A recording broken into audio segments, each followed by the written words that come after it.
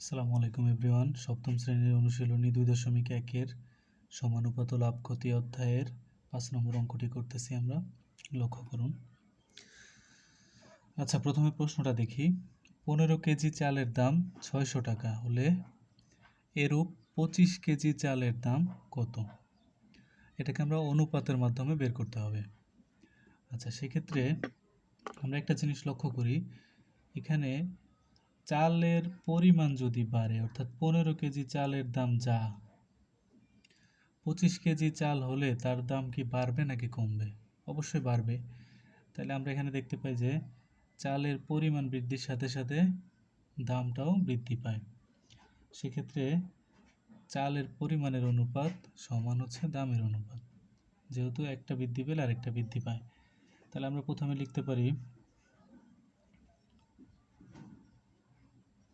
চালের পরিমাণের অনুপাত সমান দামের অনুপাত। আচ্ছা, তাহলে চালের পরিমাণের অনুপাত কত হবে? 15:25। তাহলে চালের পরিমাণের অনুপাত হচ্ছে 15:25 সমান দামের অনুপাত কত হবে? 600 টাকা। 600 টাকা। আর 25 কেজি চালের দাম তো আমরা জানি না, সেক্ষেত্রে এখানে আমরা 25 কেজি চালের দাম হিসেবে রেখে দিব 25 কেজি চালের দাম। এটা যেভাবে আছে সেভাবে রেখে দিব। কেন? কারণ এটার দামটা আমরা জানি না, জানতে চাই। আচ্ছা, এখন লক্ষ্য করুন, আমরা জানি অনুপাত মানে হচ্ছে ভাগ, অর্থাৎ এই অনুপাতের চিহ্নটা দিয়ে মূলত ভাগ বোঝায়। কিভাবে ভাগ?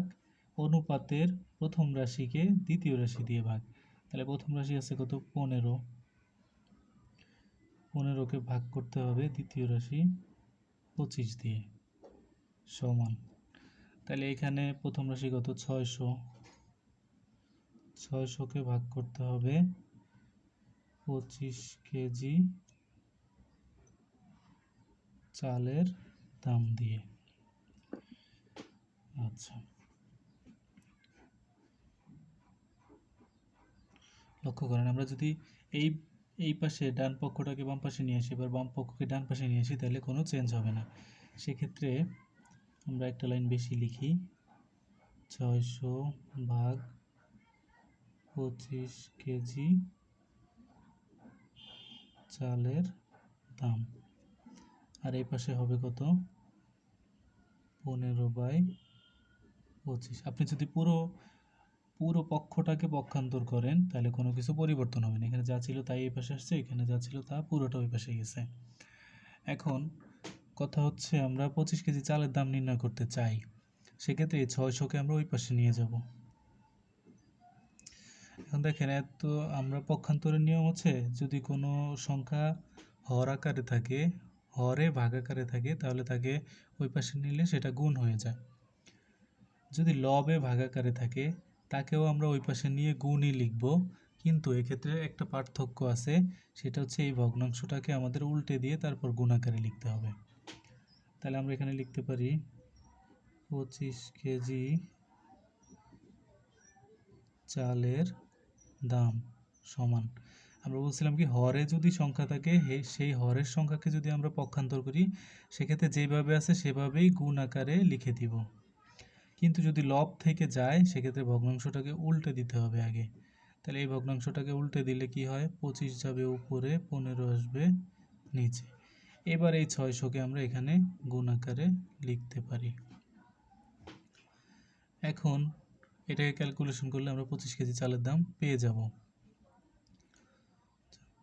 15 দিয়ে যদি 60কে ভাগ করি, তাহলে কতবার যাবে? 4 বার। 4 15 60। আর এই যে শূন্য আছে, শূন্যটা উপরে তুলে দিব। এখন উপরে আছে 25, নিচে পাশে আছে, উপরে আছে 25 এবং 40, দুইটাকে যদি গুণ করি তাহলে আসবে হচ্ছে 25, 4 25-এ 100, আর এই যে একটা শূন্য, 1000।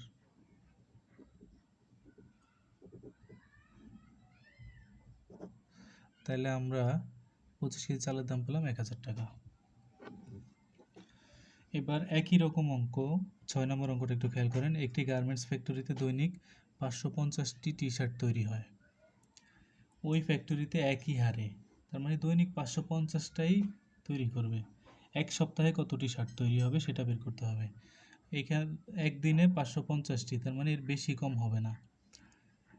তাহলে প্রথমে আমরা সপ্তাহকে দিনে পরিণত করে নিই, কারণ এখানে দৈনিক আছে। দৈনিক বলতে একদিন, যেহেতু সময়টা দিনে আছে তাহলে সপ্তাহকে আমরা দিনে রূপান্তর করে নিব।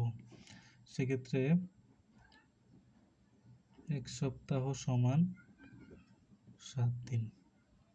আচ্ছা, এখন আমরা দুইটা জিনিসের অনুপাত করব। সেটা হচ্ছে, একটা হচ্ছে দিনের অনুপাত আর একটা হচ্ছে টি শার্টের অনুপাত। এখন দেখেন, একদিনে 550টি, তাহলে 7 দিনে সে যদি তৈরি করে তাহলে টি শার্টের সংখ্যা আরও বাড়বে। তাহলে দিন বৃদ্ধির সাথে সাথে টি শার্টের সংখ্যাও বৃদ্ধি পাচ্ছে, সেক্ষেত্রে অনুপাত দুইটা সমান হবে।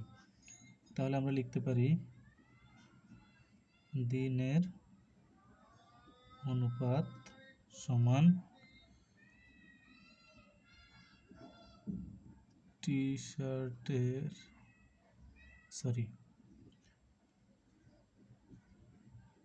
শার্টের সংখ্যার অনুপাত।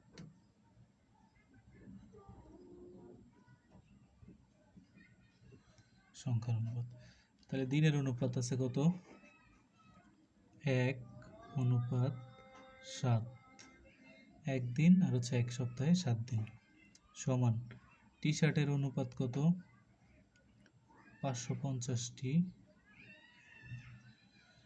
অনুপাত, এই 550টি হচ্ছে একদিনে তৈরি, তাহলে 7 দিনে তৈরিটা আমরা জানি না, জানতে চাই সেটা, তাহলে ওইভাবে রেখে দিব 7 দিনে তৈরি শার্ট। তাহলে আমরা জানি অনুপাত মানে ভাগ, সেক্ষেত্রে এটার ক্ষেত্রে লিখতে পারি 1/7 সমান 550/7 দিনে তৈরি শার্ট। একইভাবে আমরা আগের অঙ্কটার মতো পুরোটাকে যদি পক্ষান্তর করে নিয়ে আসি এখানে, তাহলে এইটা এপাশে নিয়ে আসলে হয় 550/7 দিনে তৈরি শার্ট সমান 1/7। তাহলে আমরা একবার আগের অঙ্কটার মতো সেমভাবেই আমরা যদি এই 550টাকে ওই পাশে নিই, তাহলে এটা লব থেকে যাচ্ছে, লব থেকে গেলে ভগ্নাংশটা উল্টে গিয়ে তার সাথে গুণ হবে। 7 দিনে তৈরি শার্ট সমান, ভগ্নাংশটাকে উল্টে দিই, 7/1 গুণ 550। এখন এই 1 দিয়ে 550কে ভাগ করলে 550ই হবে, সেহেতু 1 দিয়ে ভাগ করলে কোনো তফাৎ সৃষ্টি হয় না। তাহলে আমরা কি করব, 7 দিয়ে 550কে গুণ করে দিব। 7 0 0, 5 7 35, হাতে থাকে 3, 5 7 35 আর 3 38, তাহলে 3850টি শার্ট। আশা করি বুঝতে পেরেছেন। ধন্যবাদ।